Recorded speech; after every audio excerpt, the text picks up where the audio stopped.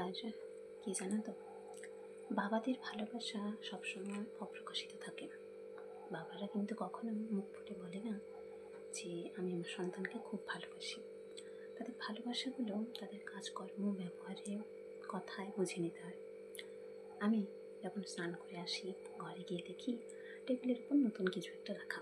তো ভাবলাম যে এটা আবার কে নিয়ে এলো। তো বাবা তা দেখে হাসছে। মা বলছে তুমি খাওনি কেন? আজকে থেকে আমাদের এখানে দুর্গাপূজার কালেকশন শুরু হয়েছে। ছিল হচ্ছে উইঙ্কিসের একটা কেক আর কেশর বাদামের একটা মিল্কশেক। যাই হোক, বাবা সেটা কেন নিয়ে এসছে সেটা আমার জন্য নিয়ে এসছে। উইঙ্কিসের কেক আমি আগেও খেয়েছি, কিন্তু এই যে মিল্কশেকটা এটা নতুন, সেই জন্য নিজে না খেয়ে আমার জন্য নিয়ে এসছে।